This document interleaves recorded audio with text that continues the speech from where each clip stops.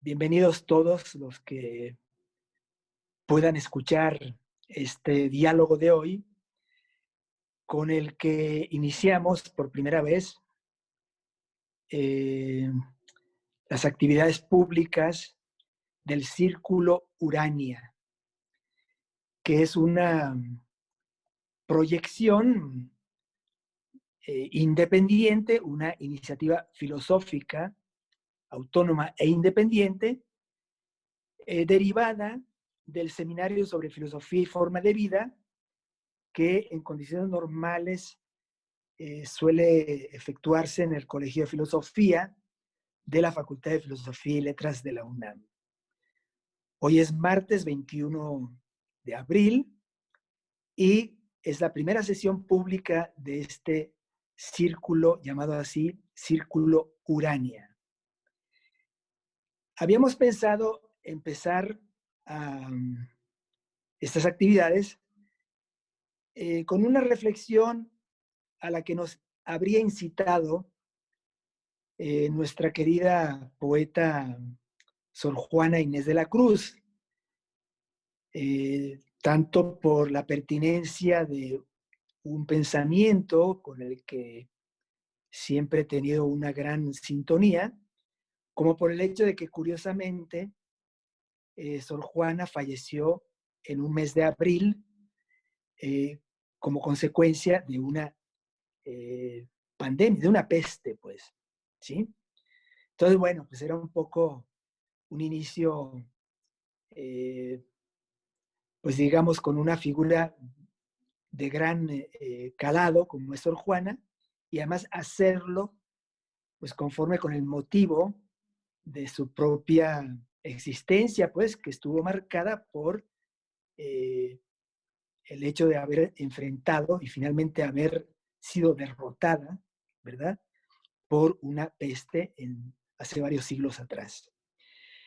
Decidimos cambiar esto porque la realidad pues tiene sus urgencias y sus exigencias perentorias, y la semana pasada adquirió relieve un debate en relación a una guía bioética sobre la administración de recursos médicos en situación crítica, ¿no?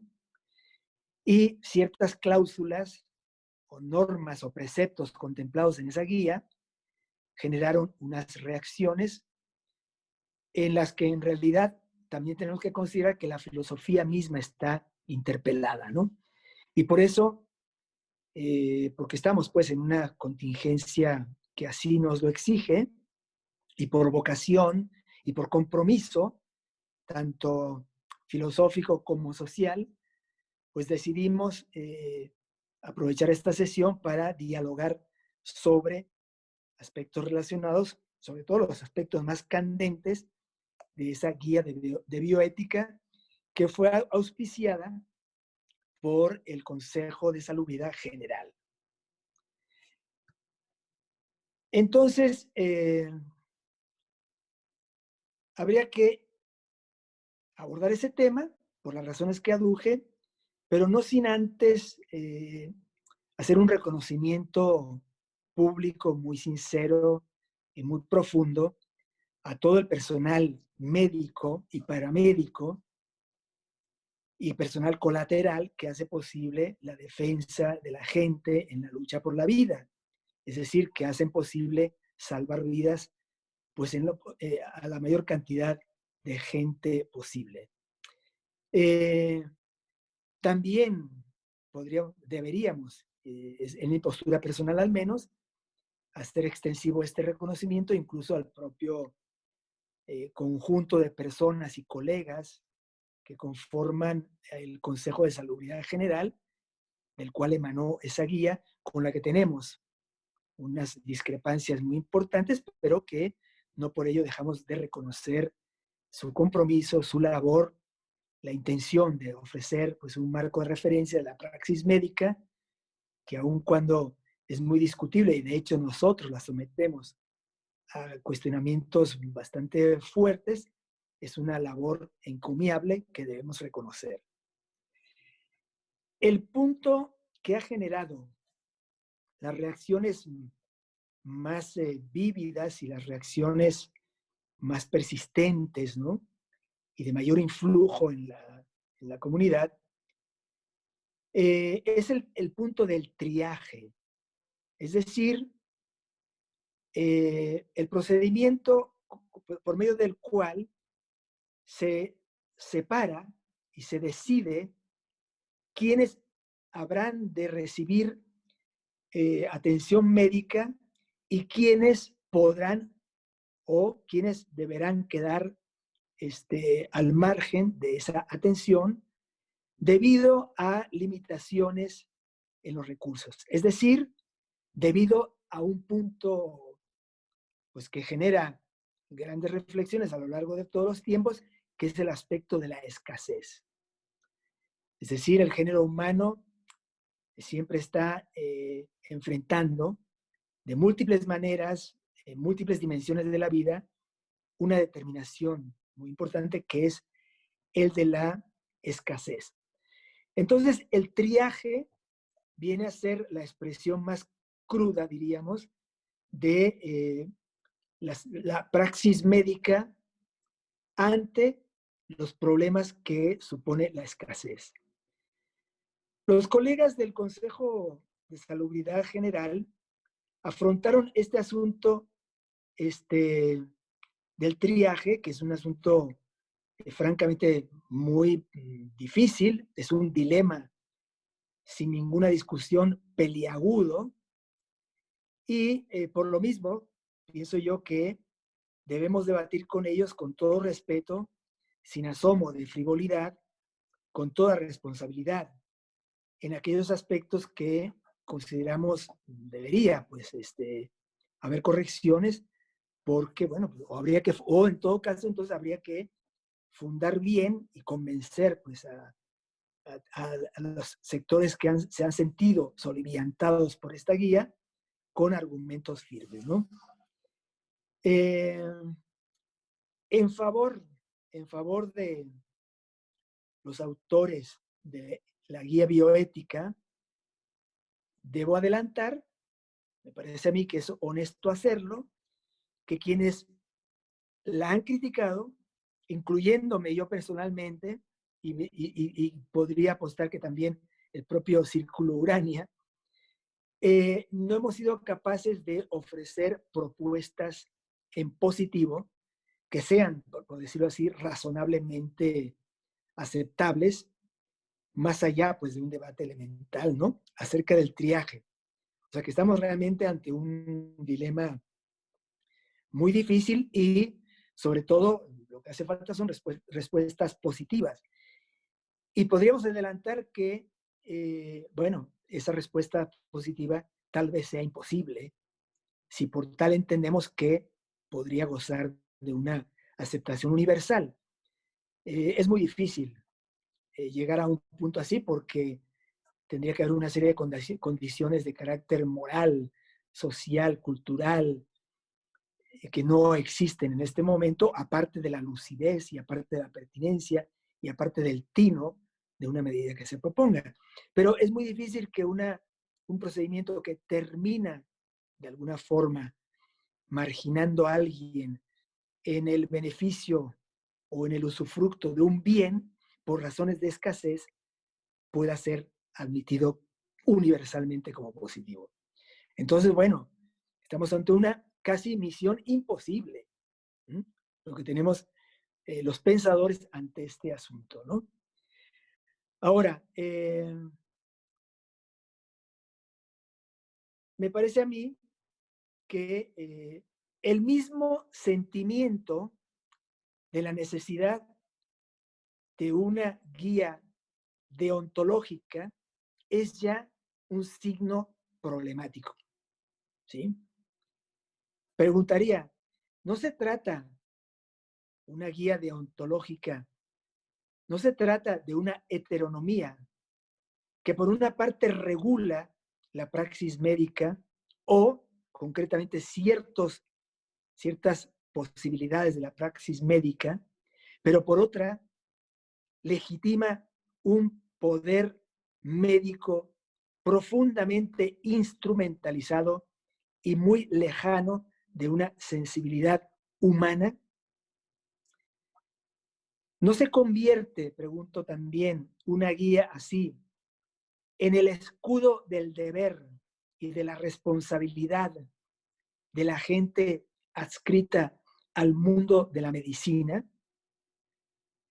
Es decir, la guía anticipa la posibilidad de decisiones tremendamente polémicas y problemáticas, y eh, el establecer un precepto en positivo en una guía, pues en gran medida supone una especie de escudo ante la necesidad de defender una decisión responsable, ante la necesidad de justificar actos con base en una responsabilidad que se asume.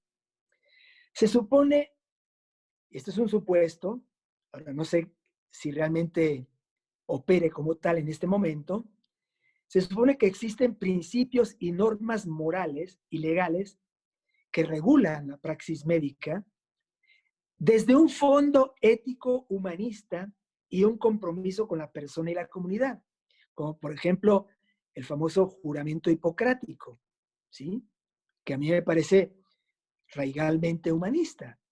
Es decir, no importa de quién se trate el enfermo, el médico hará todo lo posible por salvar su vida, ¿no?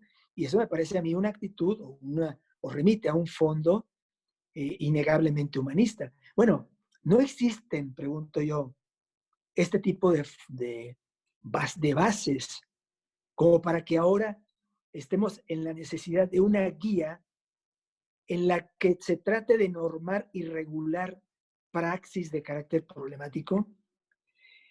Ahora, si ahora ha cundido entonces la urgencia de concebir y proponer una guía específica, se supone que se debe a que lo exige la situación. ¿Y cuál es esa situación? Bueno, en lo personal, en un artículo que apareció hace unas pocas semanas en el diario El Economista, me pareció correcto caracterizar esa situación como un estado de peste. Para decirlo rápidamente, señalaba ahí que se trata de una atmósfera social, política y moral en la que la perseverancia en el ser, es decir, el instinto por salvar la existencia personal de uno, la vida de cada quien, pasa a primer plano, lo cual facilita una especie de pacto trágico que permite justamente, o promete al menos justamente lograr eso, la supervivencia, ¿no? Al tiempo que altera las relaciones sociales hasta donde la situación lo exija. Cuando hablo de pacto trágico, quiero aclararlo y no me canso de hacerlo, no me estoy refiriendo a algo particularmente angustioso, ¿no? Algo particularmente reñido con, no sé, la serenidad y el control racional de la vida de uno, sino simplemente un acuerdo sobre la base de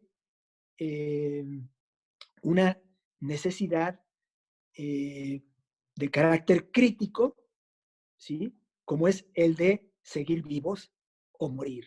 Entonces, trágico, que viene de tragos, remite al animal sacrificial, expiatorio, que justamente en el momento del sacrificio está entre el sí y el no, entre la vida y la muerte. El estado de peste configura, a mi modo de ver, ese tipo de atmósfera, y por eso ciertas sociedades en estado de peste reaccionan de una manera que a veces puede asombrar por lo que implica de renuncia a derechos, a garantías, a comodidades y a privilegios incluso, que en momentos de normalidad son comunes y habituales, ¿no? El estado de peste para mí es algo más profundo que un estado de excepción o de guerra o de alarma, aunque en muchos aspectos es afín a ellas. El estado de peste comporta un redimensionamiento del pacto social amenazado por una deletérea pandemia. Es decir, algo que es un grave peligro para la vida de los miembros de una comunidad. El estado de peste, en el estado de peste, la mayoría de los patrones de acción ética son cuestionados, alterados, sustituidos.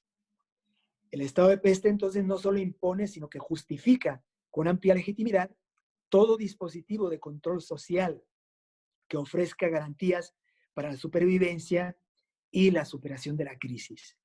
El estado de peste es irruptivo, virulento, breve, aunque puede ser cíclico, democrático, entre comillas, porque no respeta a nadie por su condición social o de otra índole que implique algún supuesto privilegio.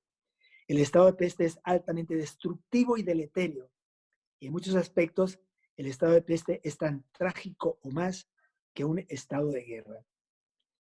El Consejo de Salubridad General propuso un triaje sustentado en criterios como la potencia inmunitaria de los pacientes, la probabilidad de permanencia con vida, incluso la posibilidad de un sorteo en cierto momento. En realidad, este tipo de criterios parecen reducir el problema al plano de meros cálculos cuantitativos y sustentar la decisión, precisamente la decisión acerca de la suerte de las personas afectadas severamente por la COVID-19, a decisiones que tienen que ver, repito, con cálculos de carácter cuantitativo, utilitario, pragmático, instrumental y no propiamente humanos.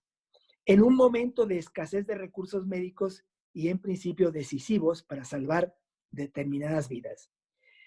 Esta idea del triaje ha recibido críticas del Observatorio Filosófico de México, de la Comisión Nacional de Derechos Humanos y de numerosos colegas filósofos y de otras áreas del saber y de gente de muy variada índole, con criterio y con inquietud y compromiso social.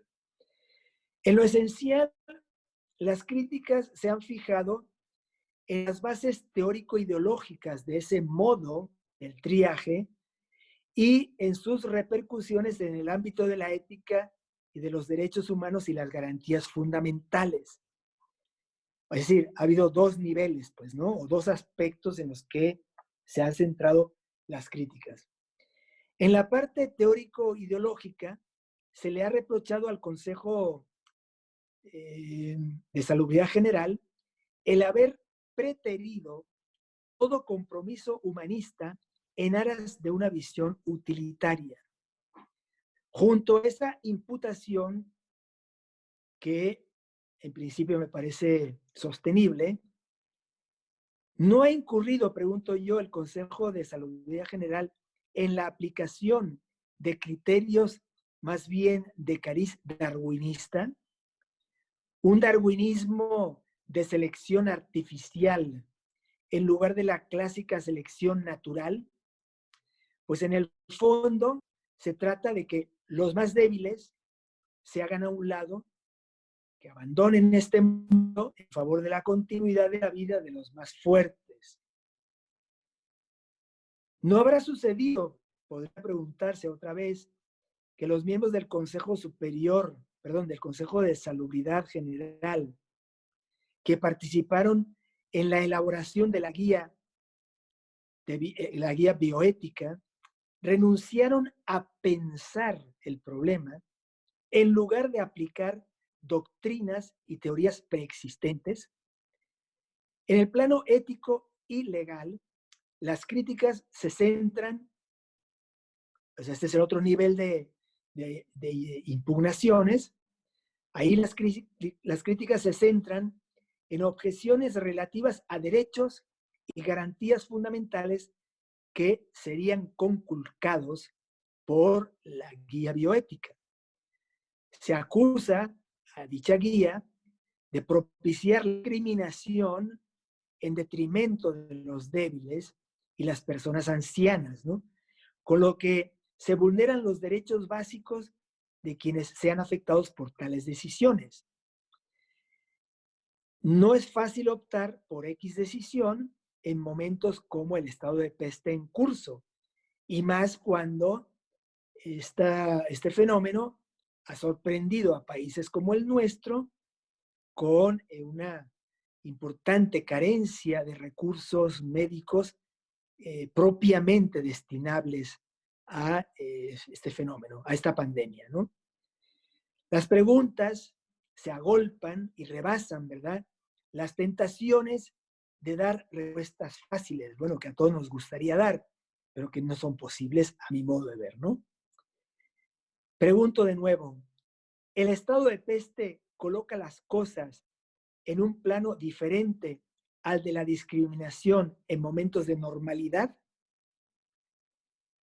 A mi modo de ver, también es importante esa otra pregunta. ¿No es el triaje per se una táctica o un procedimiento por sí misma, repito, de discriminación intencionada?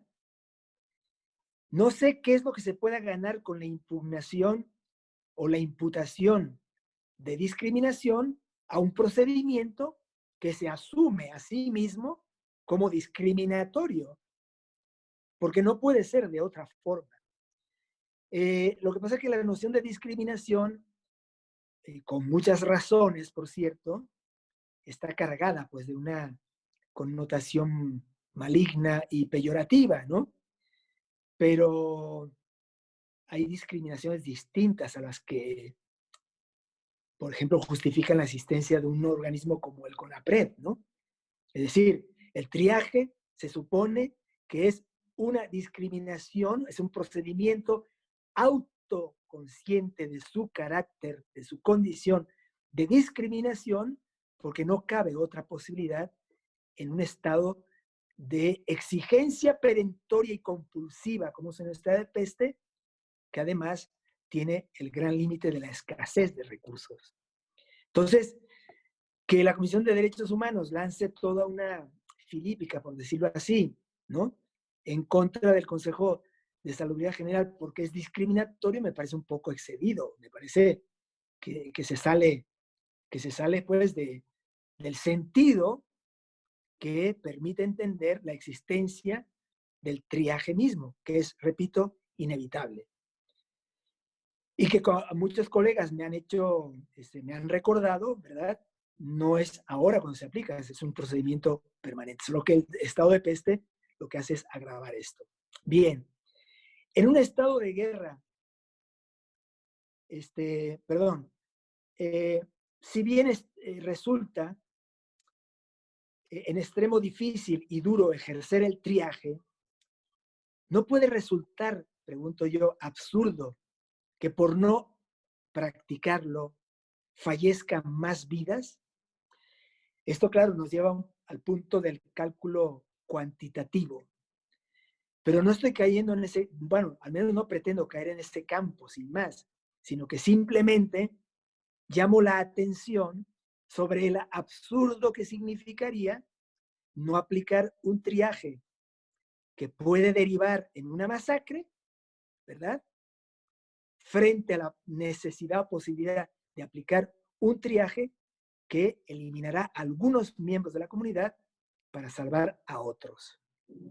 Es decir, eh, pongo el punto en el plano del absurdo que sería, bueno, pues vamos a salvarnos, vamos a apostar todos por una solución que no va a llegar y que aniquila a todos. Mientras que el triaje implica una conciencia previa de que no va a ser posible, ¿no? Una salvación de todos y por tanto habrá que decidir quiénes habrían de dejar de beneficiarse de un recurso médico escaso.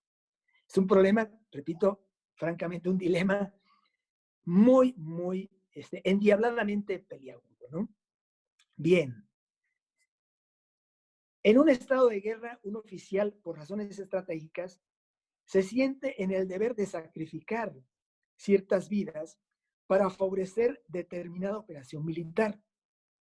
Si no lo hace, puede resultar en la muerte y en la destrucción para su bando. Ahí opera un brutal cálculo estratégico. ¿Es aceptable una actitud así cuando se trata de una pandemia en un estado de peste? Bueno, a mí me parece que situaciones como esta, y no, ojo, desde el punto de vista heurístico y metódico, dense cuenta de la importancia que tiene la casuística en la atención o el abordaje de este problema, ¿sí? Entonces, bueno, aquí tenemos un caso entre muchos posibles. Es el caso frecuente, ¿verdad?, en la actividad bélica, en la que pues, un estratega, un estratego, puede optar por sacrificar a determinado grupo de sus fuerzas o de sus soldados para garantizar la supervivencia del batallón en su conjunto, ¿no? Bueno, ese criterio, a mi modo de ver, no tiene, no es aplicable al ámbito de los problemas que genera el triaje. A mi modo de ver, ese es otro tipo de problema. La cuestión del triaje no es un asunto estratégico, ¿sí? Mientras que el otro sí es el aspecto bélico, sí se trata de mantener, digamos, una fuerza a costa de la pérdida de una parte. Ese tipo de cálculos me parece que es completamente injustificado en el caso de el triaje o en el caso de la atención de gente con una enfermedad grave, ¿no? De manera análoga, en un naufragio, los tripulantes de una sobrecargada lancha salvavidas deciden deshacerse de unos cuantos ancianos o personas débiles para salvar a la mayoría. Este otro modo de cálculo inhumano puede, pregunto, servir de referencia en los casos de triaje. ¿No sucede que en el hipotético naufragio pueda decidirse que se queden todos en la lancha y aún así terminen salvándose? Mientras que en los casos de triaje siempre será solo uno o unos pocos quienes puedan usar un único o unos pocos aparatos, como es el caso de los respiradores mecánicos, que son vitales para los que están en cierta etapa de afección por la COVID-19, ¿no? Entonces, a mí también me parece que situaciones como esa tampoco se justifican como modelo de decisión para los casos de triaje. Es decir, estamos enfrentando cuestiones que tienen que ver con la praxis médica y con vidas humanas, ¿sí? Estamos hablando de actos humanos de cara a necesidades y sensibilidades y existencias humanas. Y por eso, bueno, pues ese tipo de modelos que pueden ser aducidos en defensa o en justificación de ciertos modos de triaje, a mi modo de ver, no son válidos. Si algo nos confirma y enseña con fuerza esta pandemia, es la condición arriesgada de la existencia, el peligro constante que es el mundo y la obligación que nos impone esta vida de luchar y luchar por ella. No es lo que nos está pasando un tremendo surtidor de luz en torno al hecho de que en este mundo no puede haber seguridad plena, ni tampoco con seguridad constante para todos y todas. ¿No es esto una ruda pero certera lección de cara a la ilusión de un progreso sostenido e ilimitado y hasta de una prosperidad continua? El triaje entre humanos es terrible, sin duda, pero pregunto, ¿es posible enfrentar un estado de peste sin que en ciertas circunstancias deba ser ejercido? ¿No subyace en nuestra justa y comprensible reacción de horror ante el triaje una impugnación no pensada ni articulada contra un modelo de ejercicio de la medicina incluso contra toda una estructura de poder conformada por ciertas prácticas, cierta idea de lo humano, una industria farmacéutica, unos intereses ligados a la tecnificación desmesurada y por ende antihumana de la praxis médica. No estamos siendo afectados por la mercantilización de un bien vital y la consiguiente vulneración de derechos cardinales. ¿No está asimismo incidiendo en todo esto una idea de la vida humana que convendría revisar? Las situaciones límite inducen a cuestionar lo que en condiciones normales parecería indubitable. ¿Es la vida, pregunto, un valor en sí mismo o resulta una realidad éticamente indiferente, es decir, sin signo moral preestablecido y fijo, y por lo tanto sujeto a la autonomía ética de las personas? ¿Es que acaso en términos ontológicos depende de los médicos y de los poderes fácticos la vida de nadie? Depende, quiero decir, en términos de que tienen potestad para decidir sobre la vida de los demás. No facilitaría, bueno, mejor dicho, perdón, estaba saltando aquí un punto, ¿no? Vamos a seguir viviendo y defendiéndonos de las adversidades sin asumir la conciencia de nuestra arraigal fragilidad y mortalidad, sin asumir la conciencia de que vivimos de prestado. No facilitaría tal conciencia ética, esa especie de frónesis elemental, una respuesta ante la pandemia y sus consecuencias, de las que nadie está en principio libre, por cierto, digamos, una respuesta más comprometida con la humanidad de todos, con un equilibrio entre el interés común y el individual. Nadie en sus cabales puede negar la esencial relevancia de la vida en general y de la humana en particular. Pero no son la vida y la muerte de cada quien los núcleos de la responsabilidad y la autonomía ética de la persona. No son precisamente la vida y la muerte, en último término, las referencias supremas del ethos y de la ética misma. Esa pregunta me parece muy importante, pues las respuestas que estimule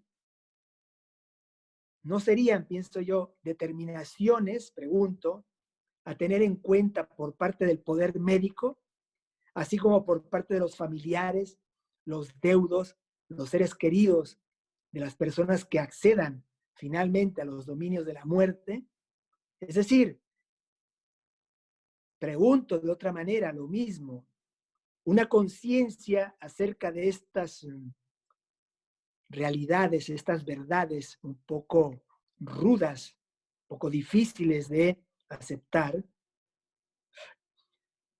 no serían elementos que matizarían y moderarían ciertas actitudes, ciertas reacciones ante las consecuencias de la pandemia, porque la ilusión progresista, la ilusión de la seguridad plena, la ilusión de una prosperidad continua que la pandemia ahora, por ejemplo, pone por completo en cuestión, ¿sí?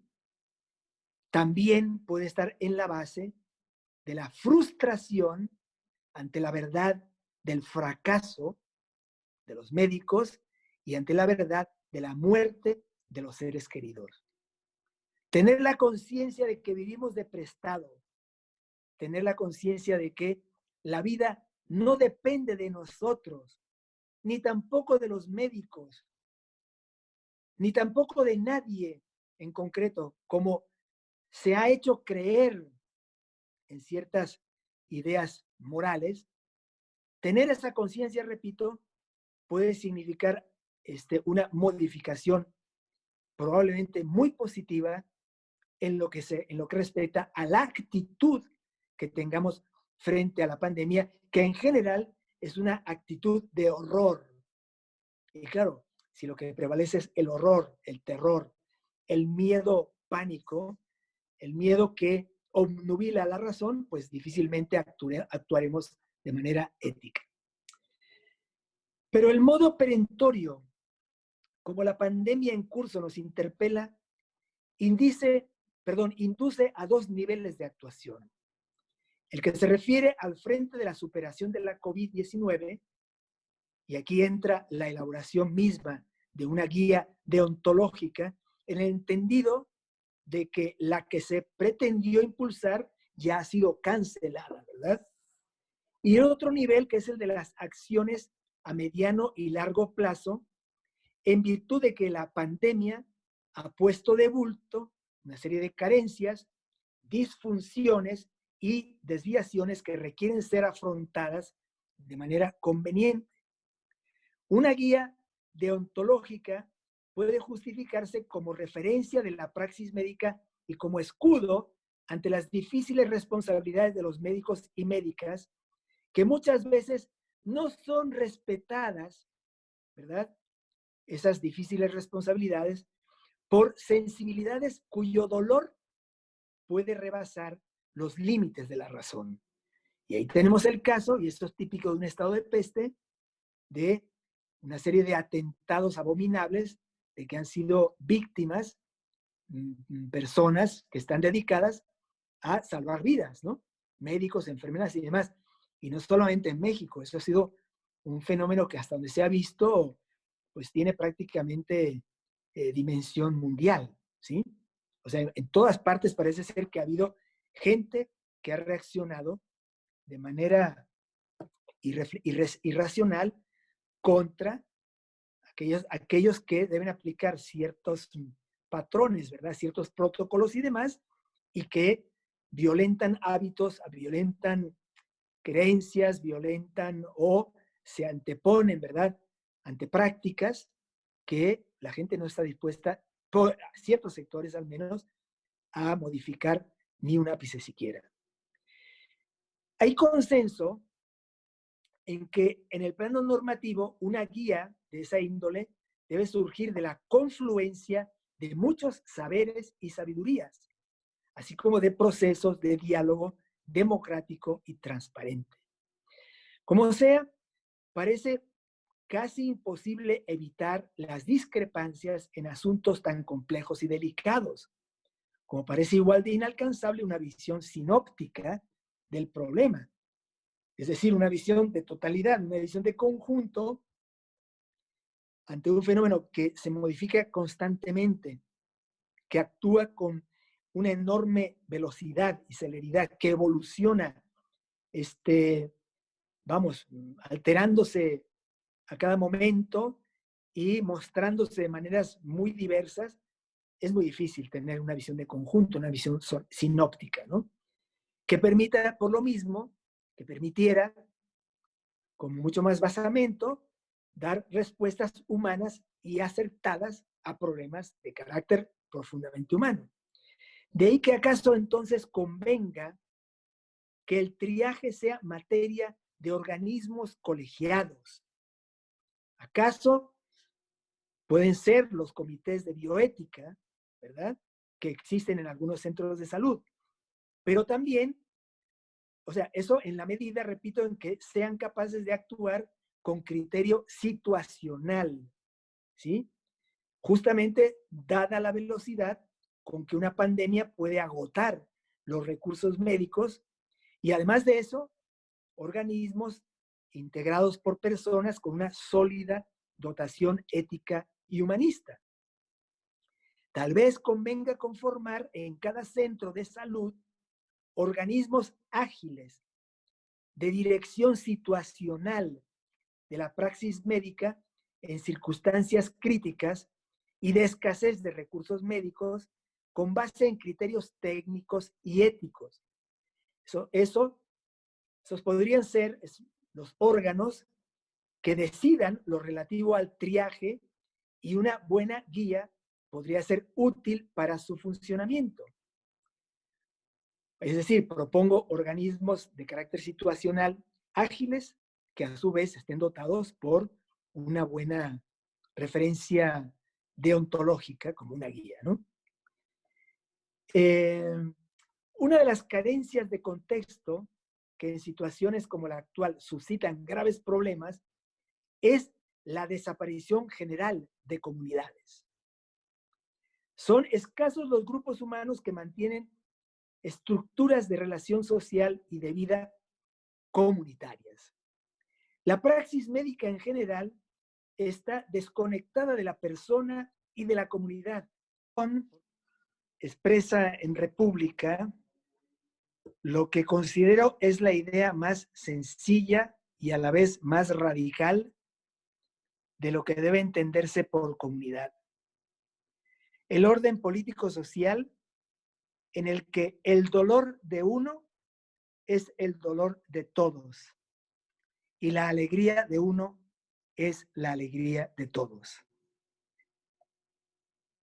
El estado de peste impone el hecho de que previsiones como la elaboración de una guía deontológica operen con la urgencia del momento, pero también nos alecciona en el sentido de que se debe ir adelantando líneas de actuación para la nueva normalidad que viene.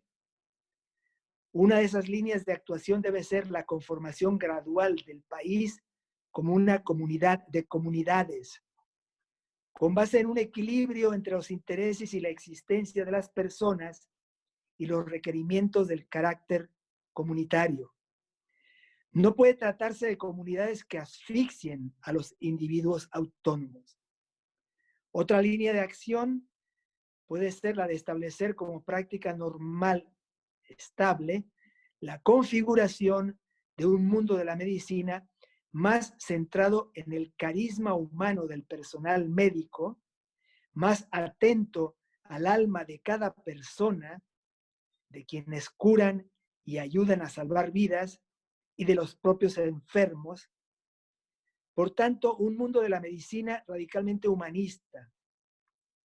No porque seamos el centro del universo, los seres humanos, sino porque nuestra presencia en el mundo ha generado y sigue produciendo una cultura ética y social que nos despega de la mera naturalidad y animalidad, y no podemos renunciar a eso.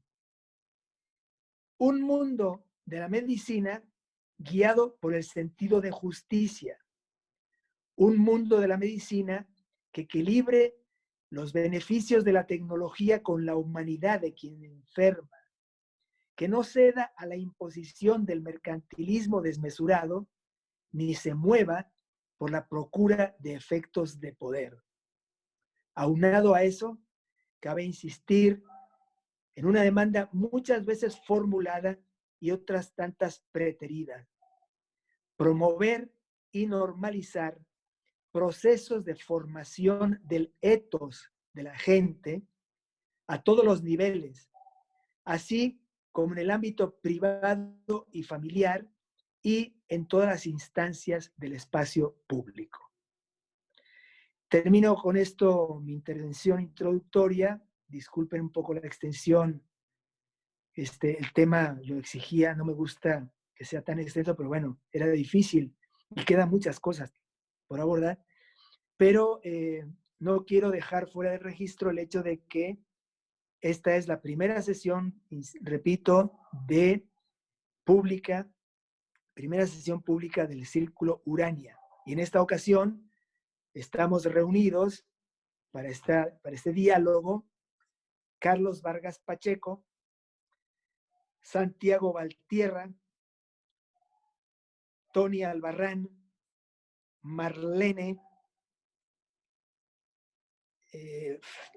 Fernando Tapia, Jonathan Acosta, Claudia Padrón, Sergio Pérez Ortiz, Raquel García, Alonso Bonilla, y espero que no se me haya olvidado nadie más porque no puedo ver en mi celular al conjunto del grupo, ¿no? Que estuvieron todos, ¿verdad? Nombré a todos. Muy bien. Bueno, pues que conste eso, ¿eh? Aquí estamos en esta sesión primera de cara al público. Muchas gracias y espero pues las intervenciones de los demás colegas. Muchas gracias, Josu. Sí, por favor, Santiago, adelante. Gracias, gracias.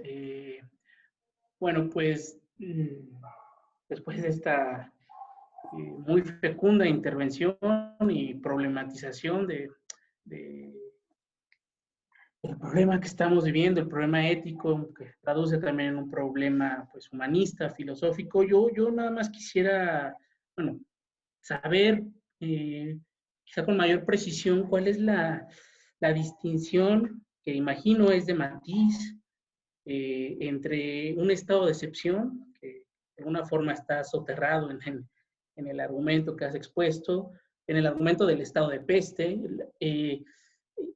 la distinción entre el estado de excepción, el estado de guerra y el estado de peste, ¿no? ¿Cuál vendría siendo la diferencia específica? Entendiendo que cada uno de estos responde a un problema, digamos, de urgencia de resolver una crisis, ¿no? Sea esta una guerra, sea esta, no sé, una pandemia, por ejemplo. En el estado de peste, de alguna forma, haciendo una analogía, pues estamos ante un enemigo, ¿no? Por eso se toman estas medidas drásticas que cancelan la normalidad, que suspenden derechos, libertades, para atender de forma urgente, perentoria, y poder seguir adelante, ¿no? ¿Cuál sería entonces la diferencia un poquito más desarrollada del estado de peste respecto al estado de excepción? ¿Por qué no hablar de un estado de excepción? ¿Cuál es la configuración? Eso sería la duda que me salta de la intervención. Bien, la idea original del debate de hoy, del diálogo de hoy, ese fue el acuerdo previo, digamos, era que no hubiera, digamos, una dinámica de preguntas y respuestas como lo que ahora está sucediendo. Sin embargo, entiendo que pues sí es conveniente hacer algunas precisiones acerca de esa noción de estado de peste y de manera excepcional, entonces, porque me estás interpelando directamente, voy a tratar de esclarecer pues lo que quiero decir con ese concepto, ¿no? Bueno, ya di algunos trazos generales. Voy a tratar de concentrarme en lo que considero que son esenciales. Primer punto a considerar. Se trata de estados que por su mismo elemento común de crisis severa tienen elementos en común. Entonces, ahora lo que hace es, punto 2, es conveniente, punto 2, fijarse en las diferencias, ¿sí? El estado de excepción es vamos a decir, una situación deliberadamente conformada por un efecto de poder.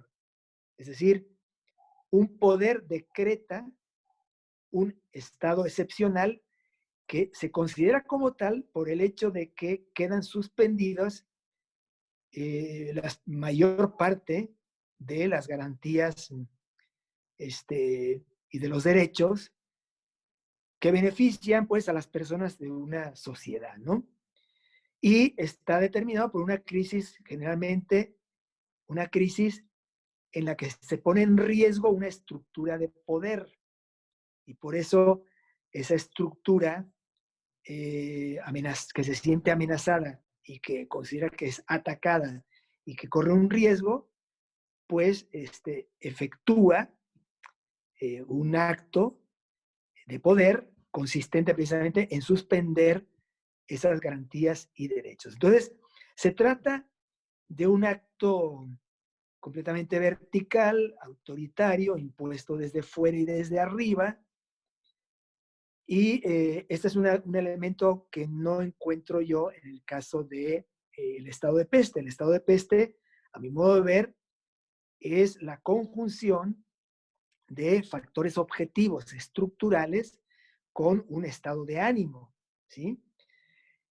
Pienso que a partir de situaciones graves, porque pandemias y peste siempre ha habido, ¿sí? La peste, por ejemplo, que afectó a los griegos en plena guerra del Peloponeso, y muy particularmente a los atenienses, fue gravísima, y sin embargo, ahí no encuentra uno, ¿verdad?, que haya formas de vida especiales en relación con esa situación, ¿sí? Por ejemplo, en el caso romano está la famosa peste antonina, que fue de muchísimos estragos, y era una más entre tantas, ¿no? ¿Sí? Y uno se da cuenta de que permanentemente Roma, que era una ciudad endemoniadamente insalubre, ¿sí?, estaba siendo víctima periódicamente, en periodos generalmente breves, ¿verdad?, en lapsos breves, de alguna peste, ¿no? Porque era, como les digo, una ciudad prácticamente invivible, ¿no? Si no eras un aristócrata, pues ahí estabas sometido a cualquier riesgo de cualquier cosa, ¿sí? Entonces, eso, sin embargo, no se ve que modifique la vida de la gente. Marco Aurelio, por ejemplo, vive permanentemente enfermo, ¿sí? Siendo emperador. El propio César Augusto se la pasaba casi todo el tiempo enfermo, y emprendían estos grandes emperadores romanos iniciativas bélicas de muy largo aliento sin que nadie tomara medidas de cuarentena, ni de confinamiento, ni de nada de lo que estamos tomando hoy, ¿me entienden? Pienso que el modelo de pandemia que afectó, a mi modo de ver, la memoria de Occidente, y de esa manera se convirtió en referencia para atacar las permanentes y recurrentes pestes, fue la peste negra, ¿sí? Peste bubónica negra, que causó, bueno, un montón de millones de muertos en los siglos XV, por ahí, ¿no? ¿Sí? Entonces, a mi modo de ver, ahí es donde aparecen aspectos como un miedo pánico, la desconfianza con respecto al otro, el rechazo virulento al contagiado, el terror ante la enfermedad y la presencia permanente de la muerte, y por tanto el sometimiento a una serie de condiciones que en el fondo, a mi modo de ver, son como una especie de pacto implícito con el poder que garantice la supervivencia.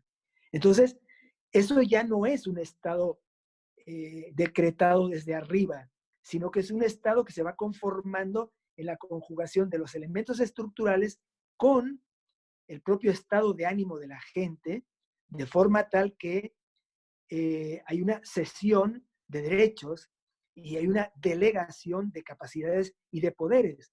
Es decir, parecería el marco propicio para un pacto social a lo Hobbes, ¿no? Y a lo Rousseau también en el fondo, ¿no? Sobre todo a lo Hobbes, ¿no?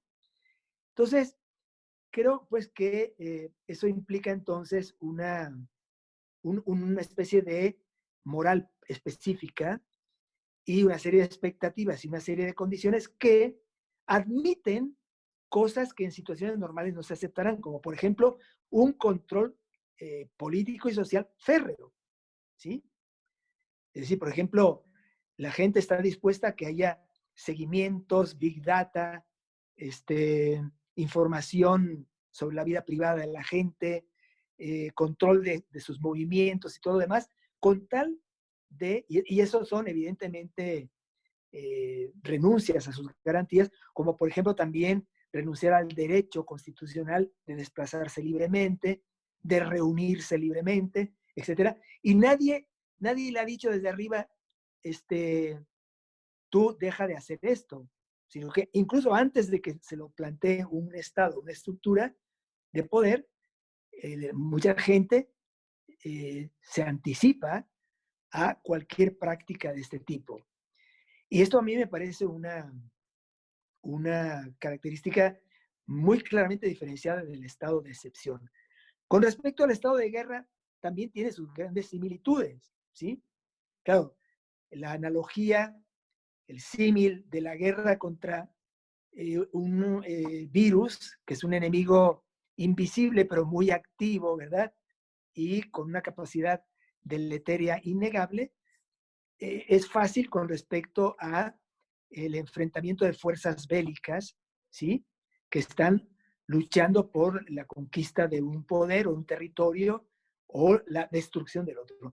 El estado de guerra lo defino yo como, perdón, la guerra, más que el estado de guerra, la guerra la defino yo como la práctica sistemática de destrucción, ¿sí? Al nivel que sea y al margen de cualquier consideración y contención de carácter moral de un agente que se considera enemigo, ¿sí? Entonces se trata de algo mucho más terrible, o sea, porque estamos viendo cómo seres humanos destruyen grandes construcciones culturales y civilizatorias y destruyen vidas a mansalva por simples afanes de poder, ¿no? Bueno, no creo que sea el caso de un combate. O sea, las analogías son útiles para comprender e ilustrar, pero también son tramposas, porque si nos conformamos con ellas, perdemos de vista las características realmente estructurales que definen a un fenómeno y a otro, ¿no? Entonces, en el caso de la pugna, en el sentido guerra, contra el coronavirus, pues no es, digamos, una fuerza bélica humana enfrentando sistemáticamente para destruir a otra fuerza humana, ¿no? Sino que, bueno, porque eso le da además un componente trágico muy particular. En el caso de la peste, la condición trágica es que justamente enfrentamos a un enemigo desconocido. La ignorancia es un factor fundamental en la peste. No saber con quién te las estás viendo le da una tonalidad trágica inmensa, pero distinta a la tragicidad que comporta el enfrentamiento de hombres contra hombres, personas contra personas, ¿sí? Entonces, bueno, me parece a mí que por lo tanto las categorías o los tecnicismos como estado de excepción y estado de guerra no definen bien lo que nos está pasando. Pueden encubrir situaciones y elementos particulares de la peste que sería y que es muy importante poner al descubierto. No sé si con eso entonces tenemos pues una idea de los puntos de afinidad y los puntos de diferencia entre estos distintos estados políticos sociales, ¿no? ¿Sí? Muy bien. Bueno, pues muchas gracias. Tony tenía una intervención. Sí, hola, ¿qué tal? Bueno, a mí me gustaría reflexionar brevemente en torno a dos puntos específicos. Uno me parece que Josu ya lo mencionó, y empezaría por ese, ¿no? Que creo que en esta situación específica tenemos que debatir, como filósofos, una prioridad es debatir respecto a el valor a priori sobre la vida humana. ¿Qué pensamos respecto a eso? Es decir, ¿toda vida humana vale exactamente lo mismo por el hecho de ser vida? Ahí tendríamos que ampliar el campo entonces, ¿no? Toda vida vale, la vida de los animales, la vida de las plantas, la vida de las personas, ¿no? O únicamente la vida humana. En esa situación, fuera cual fuera la respuesta de eso, si la vida humana vale por el simple hecho de ser vida, tendríamos que apelar a que todas las personas tenemos exactamente el mismo valor y la misma condición, independientemente de nuestros actos o acciones que hayan conformado nuestra vida, ¿no? Yo pienso un poco, por ejemplo, que las doctrinas del siglo XX, específicamente el existencialismo, plantea que los seres humanos somos una contingencia, ¿no? Que es una contingencia, una nada arrojada al mundo, que nuestra vida tiene el mismo, digamos, no tiene una importancia divina, no somos agentes señalados por ningún dios o ninguna sustancia con algo especial. Ontológicamente somos una nada y nuestra existencia es la de la contingencia. Pudimos o no haber existido, ¿no? Algo un poco como lo que Joshua hablaba respecto también al pensamiento estoico, pensar que si la vida no nos corresponde, o es decir, en el aspecto de que nosotros no fuimos responsables de nuestra propia vida. En ese sentido, el existencialismo, a pesar de plantear que el origen de la vida humana es la contingencia, es el accidente, no se niega a darle un valor a la vida, pero es que el valor a la vida se la da cada sujeto, es decir, un desarrollo ético subjetivo, tal como también lo tocó Josu un poco. Es decir, nos vamos haciendo según nuestros actos de cada día, ¿no? En eso radica incluso el aspecto de la libertad. Entonces, en ese sentido, si apelamos a esta idea, tendríamos que pensar que claramente la vida humana por sí misma no tendría un valor, digamos, divino, como hasta en cierto punto se quiera apreciar. Tendríamos que pensar que hay personas que valen o que han hecho de sus acciones algo mucho más fructífero. Mucho más. Yo como eso también es peligroso, porque entonces tendríamos que hablar de juicios morales y quién es el juez supremo para dictar qué persona es la que vale más que la otra, ¿no? Pienso que hay muchos debates claramente fuertes respecto, por ejemplo, a los tratos, no solamente a la exviolenta, sino, como mencionaban hace rato, en un estado de excepción general. La población en general pensaría que a los presos se les tiene que relegar porque sus acciones han determinado que ellos tengan una prohibición de sus derechos, cosa que finalmente tampoco me parece, o me parece un poco, ¿no? Muy poco ético. Entonces, creo que es un gran debate que se tiene que centrar en eso. Yo no quiero desarrollar ninguna postura, pero creo que es algo que debe meditarse muy profundamente. Eso es el primer punto. Y el segundo punto, que tiene que ver con el del ¿Me triaje. permites un momento, Jonathan? ¿Me permites un momento nada más? Porque aquí sí hay un asunto, disculpen, ¿no? No me gusta interrumpir y no me gusta intervenir tanto, pero sí estamos ante un punto demasiado relevante como para que pueda cundir alguna confusión, ¿no? Involuntariamente, ¿no? A mí me parece que la vida, en todo caso, es una especie de posibilidad de realización ética. Y en ese sentido, entonces, cuando decimos que, considerando doctrinas que en la tradición se han dado, eso no es idea original de uno, ¿verdad? Que la vida no tiene un signo moral fijo y que en sí mismo no tiene un valor moral, ¿no? Eso quiere decir entonces que es la ocasión y la prueba existencial de una realización ética.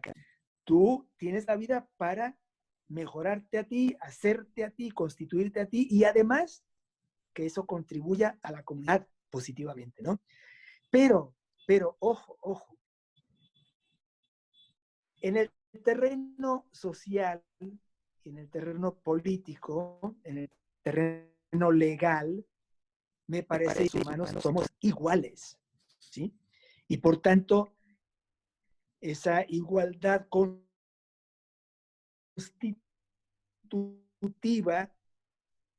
de los humanos, jerarquizaciones, o sea, es un aspecto que entra en un plano cualitativo al que nadie puede acceder porque no tiene el poder, yo al menos no le reconozco a nadie el poder, ¿verdad?, para establecer distinciones de carácter cuantitativo en un aspecto que tiene un profundo fondo, ¿verdad?, un hondo basamento humano. Entonces, en ese punto sí, un prisionero, un reo en una cárcel o un conductor de pueblos, como decía Sartre, que a ti te encanta, ¿verdad?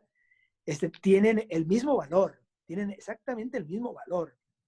Y desde ese punto de vista no puede venir nadie a decir, salvamos al conductor de pueblos y que el reo se vaya a los infiernos. Eso Nadie, desde mi punto de vista, tiene la potestad de hacerlo. Por eso soy absolutamente contrario a la pena de muerte, por ejemplo. ¿Sí? Totalmente en contra de la pena de muerte. Pero bueno, disculpa, porque me daría la impresión de que podría generar cierta confusión en las interpretaciones de lo que estamos haciendo hoy. Disculpa, No, adelante, no, por favor. no, gracias, Josu. Y de hecho tienes toda la razón, más bien la precisión me parece que abona mucho a esto. Ontológicamente, sí, esta doctrina plantea que somos posibilidad y que, como bien dices, nos vamos construyendo como una posibilidad a futuro con nuestras acciones que vamos realizando. Y por el otro, claro, ¿no? Esa cita de Sartre es súper válida, vale lo mismo aquel que está en la aparente pirámide social hasta abajo que el de hasta arriba. Todos tenemos la misma validez. Entonces, eso justo por eso es lo que yo comentaba al final, que ¿quién entonces se pone como una potestad o como una pone como un juez moral para establecer que merece vivir bien? No, me parece que eso es un pensamiento muy arriesgado. Y pues nada, gracias por la precisión, creo que queda mucho más claro. Y bueno, en el segundo punto, me parece también muy importante de la novela de la peste, lo que dice Camus es que sí, efectivamente el estado de peste revela la conducta real de las personas, es decir, desenmascara, desvela cómo somos, no solamente como sujetos, sino como comunidad. Y me parece que este triaje al que se está apostando en la actualidad es algo que ya ha funcionado o que funciona constantemente, pero de una forma muy velada. Es decir, yo creería que es falso que ante este estado de excepción se están poniendo ciertas limitaciones o imposiciones para que haya gente que sea atendida antes que otra. El sistema de salud en América Latina y también en países primermundistas apela a que gente de escasos recursos suele ser atendida al final o después que gente que tiene recursos más viables. Y también que las personas de la tercera edad, y eso es algo que me consta en los hospitales mexicanos, a pesar de que no hay estado de peste, siempre son atendidas al final. De todos modos prefieren que se muera antes una persona mayor a un joven. Entonces creo que ahora este estado de peste desvela una situación que se ha llevado actuando quién sabe desde cuándo y que justamente como bien comentaste va contra el juramento hipocrático, claramente, ¿no? Lo vemos. Entonces yo creo que si el triaje fuera a funcionar, tendría que, un poco apelando a la ley práctica kantiana, es decir, tendría que hacerse una ley universal, porque el problema que vamos a ver aquí es que a alguna gente de la tercera edad no se le va a atender, pero si es una persona de la tercera edad que es un gran empresario, seguramente la atención que tendrá será prioritaria, ¿no? Entonces yo creo que igual, otra vez, sin tomar postura, perdonen que no tome postura respecto a estos dos puntos, pero creo que es algo que tiene que pensarse. Si realmente se va a imponer una situación de esta, tendría que imponerse desde una ley universal. Y si no, pues no puede funcionar porque se siguen haciendo excepciones que se han hecho.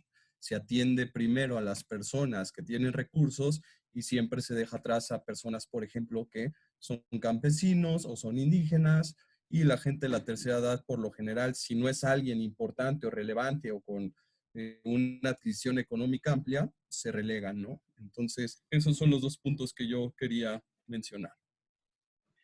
Muy bien, muchísimas gracias, Antonio. Bueno, vamos paso a las siguientes intervenciones.